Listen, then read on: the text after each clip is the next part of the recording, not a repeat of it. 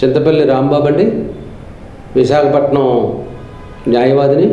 1993లో high court bench యాజిస్ట్రేషన్ ఉమ్మడి స్టేట్లో ఉండగా మొట్టమొదటిగా ఈ యాజిస్ట్రేషను రావడం జరిగింది.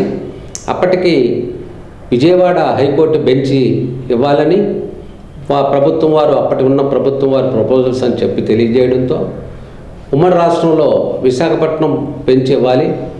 కారణం ఏంటంటే ఉమ్మడి రాష్ట్రంలో హైదరాబాద్ హైకోర్టులో ఉండగా ఇచ్చాపురం నుంచి హైదరాబాద్ వెళ్ళడానికి, ప్రయాణం చేయడానికి కక్షిదారులకి చాలా ఇబ్బందిగా ఉందని, అదేవిధంగా ఉత్తరాంధ్ర నుంచి హైకోర్టులో ఆ రోజుల్లో కేసులు ఎక్కువగా హైదరాబాద్ వెళ్తున్నాయని, విజయవాడ నుంచి హైదరాబాద్కి 4 గంటలే కాబట్టి ప్రత్యేకంగా విజయవాడ బెంచ్ ఇవ్వక్కర్లేదు, బెంచ్ అంటూ ఇస్తే విశాఖపట్నం ఇవ్వాలనే ఉద్దేశంతో ప్రభుత్వం వారికి వ్యతిరేకంగా ఆ రోజున విశాఖపట్నం బెంచ్ ఇవ్వాలని మేము యాజిస్ట్రేషన్ స్టార్ట్ చేసాం.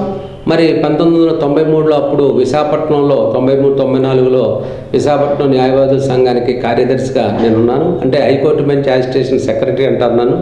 అప్పుడు అధ్యక్షురాలుగా పోలిశెట్టి ఉమాబాల్ గారు ఉన్నారు, విశాఖపట్నం న్యాయవాదుల సంఘం అధ్యక్షురాలుగా.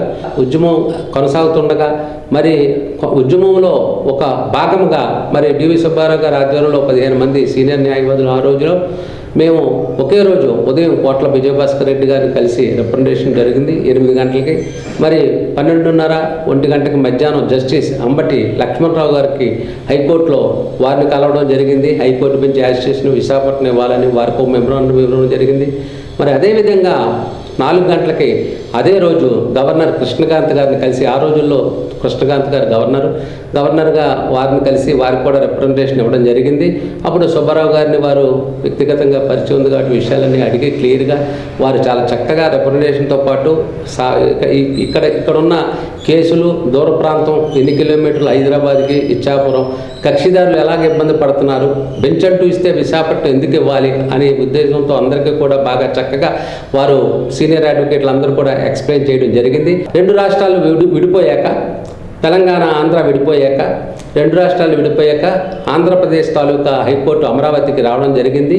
తెలంగాణ వచ్చి హైదరాబాద్లో ఉండడం జరిగింది. మరి అప్పుడు అమరావతి హైకోర్టు వచ్చాక అమరావతిలో ఉండగా ఈ ఇక్కడ నుంచి అయితేనేమి, కర్నూలు నుంచి అయితేనేమి, ఆంధ్ర 13 జిల్లాలందరూ కూడా హైకోర్టు అమరావతికి వెళ్ళడం జరిగింది.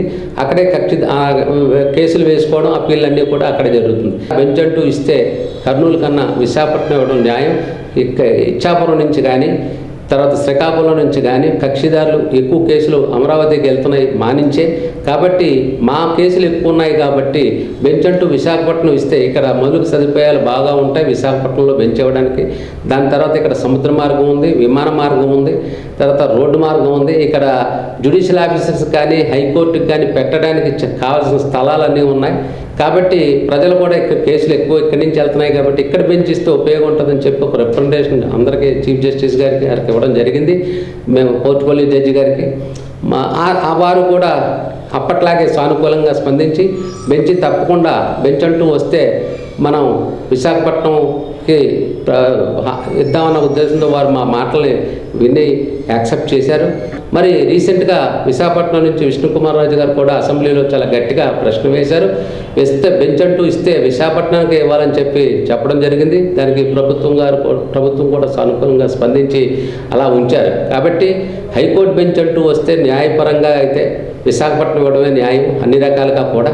సీజే గారు ఏం చెప్పారంటే, ఇంకా మేము ప్రభుత్వం వారు చెప్పారు తప్ప హైకోర్టు ఏమీ సిగ్నల్ ఇవ్వలేదు బెంచ్ కోసం అని వారు చీఫ్ జస్టిస్ ఆఫ్ ఆంధ్రప్రదేశ్ గారు క్లియర్గా చెప్పారు.